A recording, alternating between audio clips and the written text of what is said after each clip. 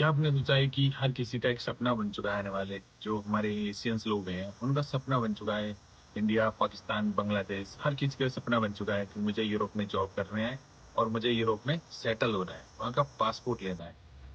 But कभी आपने ये भी सोचा है कि पासपोर्ट लेने तक बात क्यों जाती है? कोई भी बंदा, कोई भी शख्स अपनी मदरलैंड, अपने घर, अपने कंट्री को छोड़ने पर क्यों मजबूर हो जाता है? क्या आपने सोचा है आखिर इतना बड़ा डिसीजन लोगों के दिमाग में कैसे आ जाता है? ऐसी कौन सी चीज है जो बंदों को इसी तक मजबूर कर देती है कि मुझे पासपोर्ट लेना है, मुझे सिटीजन बनना है? क्या हमारी कंट्री में किसी चीज की कमी है? क्या हमारी कंट्री में सैलरी कम है? क्या हमारी कंट्री में सिक्योरिटी नहीं है? क्या हमारी कंट्री में प्राइवेसी नहीं है? इस चीज में हम टॉपिक में बात करेंगे आज डिटेल। आखिर कौन सी चीज है जो बंदे को माइग्रेट करने पर मजबूर कर देती है?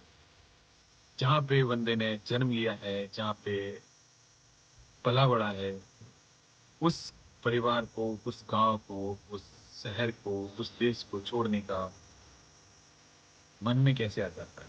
किस तरीके से ख्याल आ जाता है कि मुझे देश छोड़ना है, मुझे परमानेंट रेजिडेंस ले, जिसे हम पीआर बोलते हैं। तो चलिए जानते हैं डिटेल।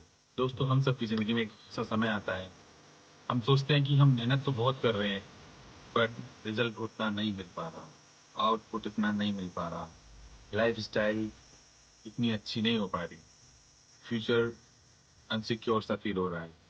आखिर ऐसे ख्यालात आते ही है, चाहे मैं हूँ चाहे हूँ, किसी ना किसी के दिमाग में ये सारी चीजें किसी ना किसी टाइम पर जरूर आती है। और ये ख्यालात आपको उस मोड़ तक ले जाते हैं। इस तरीके से कहानी में जो मोड़ आता है, जब आप सोचते हैं कि सैलरी कम है, चाहे आप गल्फ में काम कर रहे होते हैं या फिर इंडिया में काम कर रहे होते हैं, और आपके सपने बड़े हैं, आपने कुछ बड़ा सोच रखा है, आपने कुछ बड़ा करना है, तब आपको ये सिर्फ सब कुछ सोचने पर मजबूर कर देता है कि अब आपको मूव ऑन करना चाहिए, या फिर अच्छी कंपनी में, या फिर अच्छी कंट्री में।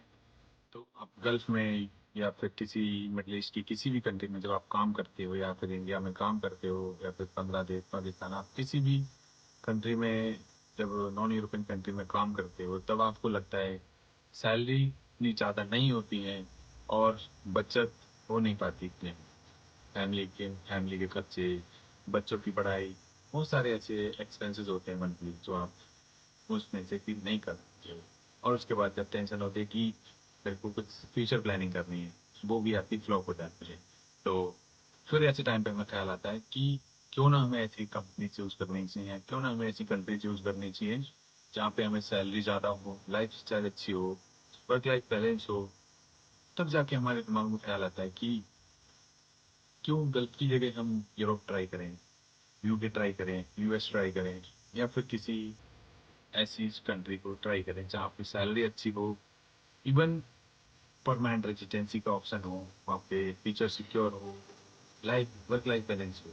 इस तरीके के जब हमारे दिमाग में ख्याल आते हैं, तो सबसे पहले लोगों के दिमाग में ख्याल आता है कि यार हमें यूरोप मूव होना चाहिए, क्योंकि यूरोप एक ऐसी यूनियन है।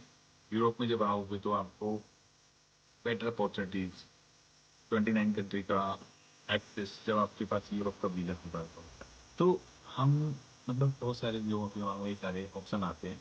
तो हम ये जानेंगे आखिर ये सारी चीज़ें बंदों को उस मोड़ तक कैसे ले जाती है।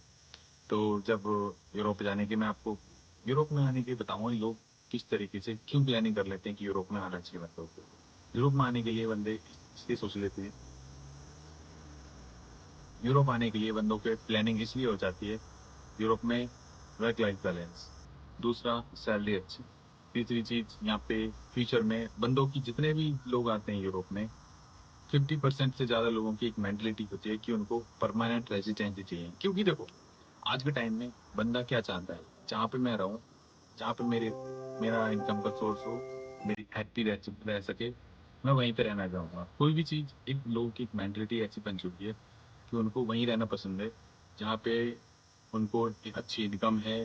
चाहे जैसे इंडिया में भी देखते हो आप, लोग क्या करते हैं, अगर कोई बिहार से है, यूपी से है, और दिल्ली में काम कर रहा है या फिर पंजाब में काम कर रहा है, तो वो लोग वहाँ पे परमानेंट मतलब मूव हो जाते हैं परमानेंट, फैमिली के साथ अपना घर बना लेते हैं, अपनी जो आईडीज रहती हैं वो वहीं से बना लेते हैं।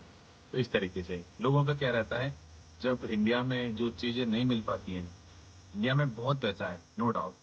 बट एक बात करी जाए रिस्पेक्ट की, थोड़ा सा कुछ चीज़ें फेस करनी पड़ती हैं जब आप किसी प्रोफेशन से, सपोज अगर आप एक क्लीनर हैं, तो इंडिया में आपको पता है क्या बोलेगा कि यार क्लीनर, सफाई करने वाला, मतलब उस निगाह से देखेंगे, आपको एक रिस्पेक्ट नहीं देंगे।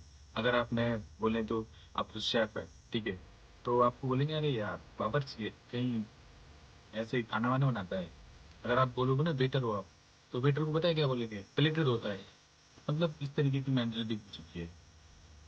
और फिर इस मेंटेलिटी को बचने के लिए लोग क्या करते हैं, यूरोप मूव होने की कोशिश करते हैं। जब यूरोप में बंदा मूव होता है तो वहाँ पे उसकी जो प्रोफेशन है, उसकी जो जॉब है, उसकी रिस्पेक्ट मिलती है, उसको सैलरी अच्छी मिलती है, उसकी जो वर्क लाइफ बैलेंस है वो अच्छा है, और उसको आए को फ्यूचर में प्लान बन जाता है। फ्यूचर सिक्योर है, जॉब सिक्योर है। इस तरीके से जब सारी चीज़ अच्छी हो तो बंदा क्यों नहीं चाहेगा यूरोप मूव होना, क्यों उसके दिमाग में ख्याल नहीं आएगी कि मुझे यूरोप मूव होना चाहिए। जब बंदा मूव हो जाता है तो वो सोचता है कि यार मेरे को अब इधर ही परमानेंट रेजिडेंसी लेनी चाहिए। वो क्यों, परमानेंट रेजिडेंसी तक का ख्याल क्यों आता है पता है आपको? परमानेंट रेजिडेंसी का ख्याल जब आता है जब वो देखता है कि यहाँ पे लाइफ कितनी अच्छी है, सिक्योर है, स्टडी फ्री है बच्चों की, सोशल सिक्योरिटी है। ये सारी चीज़ें जब गवर्नमेंट जब उनको प्रोवाइड करती है, जब उनको बेनिफिट देखती है गवर्नमेंट के, जब बेनिफिट लोग देखते हैं, तब सोचते हैं कि अब उन्हें इधर ही परमानेंट रेजिडेंसी लेनी चाहिए। इस तरीके से लोगों के दिमाग में ख्यालात आते हैं, क्यों बंदा इंडिया छोड़ देता है। इतने सारे 1.5 लाख से 2 लाख माइग्रेशन हो रहे हैं एवरी ईयर। वो लोग अपनी पीआर, अपना पासपोर्ट सरेंडर कर रहे हैं एवरी ईयर। 2 लाख से ज्यादा लोग सरेंडर कर रहे हैं। इसका मतलब क्या है?